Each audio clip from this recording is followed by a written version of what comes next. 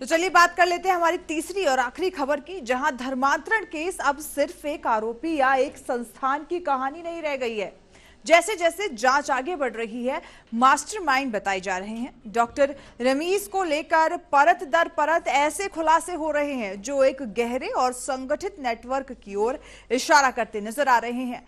Funding, वैचारिक कट्टरता, संस्थागत चुप्पी और कथित संरक्षण सब मिलकर इस केस को झागुर बाबा जैसे बड़े धर्मांतरण सिंडिकेट से भी आगे ले जाते दिख रहे हैं। सवाल यह है कि क्या डॉक्टर रमीज अकेला था या फिर सिस्टम के भीतर बैठे कुछ लोग भी इस पूरे खेल का हिस्सा रहे हैं। लखनऊ के किंग जॉर्ज मेडिकल यूनिवर्सिटी से जुड़े कथित धर्मांतरण केस में बड़ा खुलासा सामने आया है। आरोपी डॉक्टर रमीज की गिरफ्तारी के बाद जांच एजेंसियों को ऐसे डिजिटल सबूत मिले हैं जिन्होंने पूरे मामले को गंभीर मोड़ दे दिया है। गिरफ्तारी के वक्त रमीज के पास से एक नया मोबाइल फोन बरामद किया गया है, जिसमें कई संदिग्ध कॉल डिटेल्स, चैट्स और कॉन्ट्रैक्ट्स मिले हैं। इन जानकारियों से पता चला है कि फरारी के दौरान रमीज लगातार प्रतिबंधित संगठन पॉपुलर फ्रंट ऑफ इंडिया से संपर्क में था।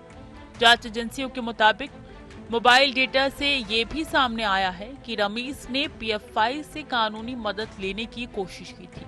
यही नहीं, नेटवर्क को लेकर कई अहम सुराग भी हाथ लगे हैं। अधिकारियों का मानना है कि डिजिटल सबूत आगे की जांच में निर्णायक साबित हो सकता है। आरोपी रमीज के मोबाइल से बड़ा नेटवर्क उजागर। रमीज के पीएफआई से संपर्क के मिले अहम सबूत। पुराने मोबाइल से डिलीट किया गया डेटा। फॉरेंसिक जांच के लिए भेजा गया फोन। जांच के दौरान पुलिस के हाथ रमीज का एक पुराना मोबाइल फोन भी लगा है। शुरुआती जांच में सामने आया कि इस फोन से जानबूझकर डेटा डिलीट किया गया था। अब उस डिलीट किए गए डेटा को रिकवर कराने के लिए फॉरेंसिक जांच में भेजा गया है। जांच एजेंसियों को उम्मीद है कि डेटा रिकवरी के बाद पूरे नेटवर्क की तस्वीर और साफ हो जाएगी। सूत्रों का कहना है कि पुराने मोबाइल में रमीज के संपर्क, फंडिंग और कथित धर्मांतरण गतिविधियों से जुड़े अहम सुराग हो सकती हैं। यही वजह है कि फॉरेंसिक रिपोर्ट का इंतजार किया जा रहा है। जांच एजेंसियों का मानना है कि डिजिटल ट्रेड के जरिए ये पता लगाया जा सकेगा कि इस कथित रैकेट का दायरा कितना बड़ा है और इसमें कौन कौन शामिल है। केजीएमयू धर्मांतरण केस में अब फंडिंग और आतंकवादी संगठनों से जुड़े कथित कनेक्शन का मामला भी सामने आ गया है। जांच एजेंसियों का ये संकेत सामने आया है कि आरोपी डॉक्टर रमीज का संबंध प्रतिबंधित संगठन पीएफआई से जुड़े कुछ लोगों से था। इसके अलावा दिल्ली धमाके की आरोपी डॉक्टर शाहीन से उसके संपर्क की बात भी सामने आई है। ये रेसेस सवाल करता है कि मेडिकल कैंपस के भीतर इतना बड़ा नेटवर्क कैसे सक्रिय हुआ और किसके संरक्षण में ये गतिविधियां चल रही थी। मामले की गंभीरता बढ़ने के कारण जांच तेज और व्यापक स्तर पर की जा रही है। जांच में एक और गंभीर पहलू सामने आया है, जिसने इस पूरे मामले की गंभीरता को और बढ़ा दिया है। जांच एजेंसियों के मुताबिक आरोपी रमीज के पिता सलीमुद्दीन के प्रतिबंधित संगठन पॉपुलर फ्रंट ऑफ इंडिया से पुराने और गहरे संबंध रहे हैं। बताया जा रहा है कि पीएफआई के कई पदाधिकारी सलीमुद्दीन के करीबी माने जाते हैं और संगठन की ओर से उन्हें 2 बार सम्मानित किया जा चुका है। पूछताछ के दौरान रमीज ने यह दावा किया है कि पीएफआई से जुड़े कई लोग किंग जॉर्ज मेडिकल यूनिवर्सिटी परिसर में उससे कई बार मुलाकात कर चुके थे। इस दावे के बाद जांच एजेंसियों की चिंता और बढ़ गई है। अब एजेंसियां ये पता लगाने में जुटी है कि क्या ये मामला केवल व्यक्तिगत स्तर पर सीमित था या फिर मेडिकल संस्थान के भीतर ही कोई संगठित नेटवर्क सक्रिय था। जांच लगातार आगे बढ़ रही है। आरोपी के पिता के मिले पीएफआई से कनेक्शन। केजीएमयू परिसर में मुलाकातों का दावा। 2 महिला स्टाफ और डॉक्टर रडार पर। जिम्मेदार अधिकारियों पर कसा शिकंजा। आरोपी की गिरफ्तारी के बाद इस मामले में जांच का दायरा और बढ़ गया है। लखनऊ पुलिस ने किंग जॉर्ज मेडिकल यूनिवर्सिटी से जुड़ी एक सीक्रेट रिपोर्ट जांच एजेंसियों को सौंपी है।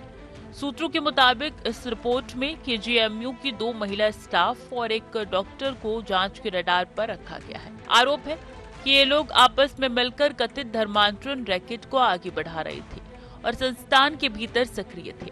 बताया जा रहा है कि इस पूरे मामले को लेकर पहले भी केजीएमयू प्रशासन से कई बार शिकायतें की गई थी। शिकायतकर्ताओं का आरोप है कि महिलाओं और कर्मचारियों की ओर से उठाए गए गंभीर आरोपों को उस वक्त नजरअंदाज कर दिया गया।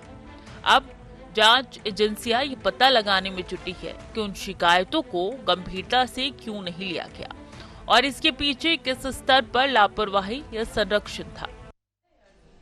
तो केजीएमयू धर्मांतरण केस अब केवल एक अपराध की कहानी नहीं रह गया है, बल्कि ये भ्रष्टाचार, संस्थागत संरक्षण और सिस्टम फ्लेवर मिसाल बन चुका है। जबकि ये सामने आ रहा है कि तथ्य बताते हैं, बिना लाइसेंस ब्लड बैंक के चलाना, महिला एचओडी से छेड़छाड़ और शिकायत को दबाने जैसे पुराने मामले आज भी चिंता का विषय है।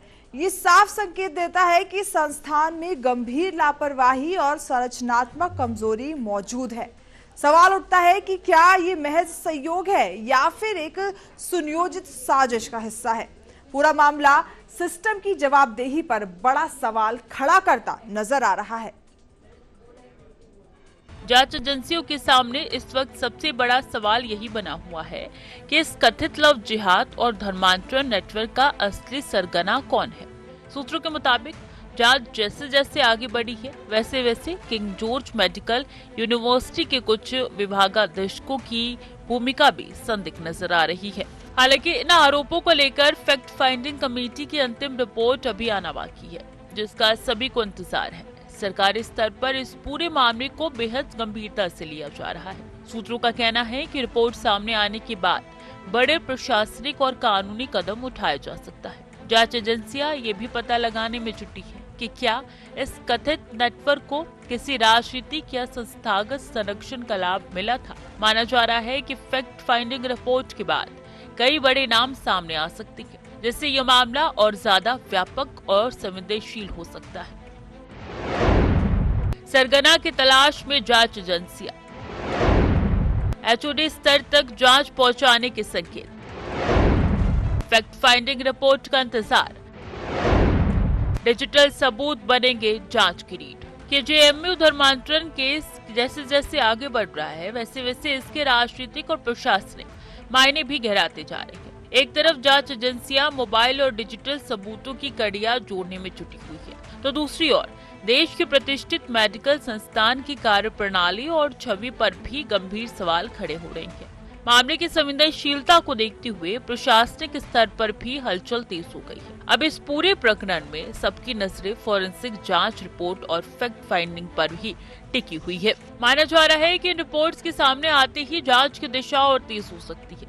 सूत्रों के मुताबिक आने वाले दिनों में इस केस से जुड़े कई बड़े और चौंकाने वाले खुलासे सामने आ सकती हैं। साथ ही दोषियों के खिलाफ सख्त कार्रवाई की संभावना भी जताई जा रही है, जिससे पूरे मामले में जवाबदेही तय हो सके।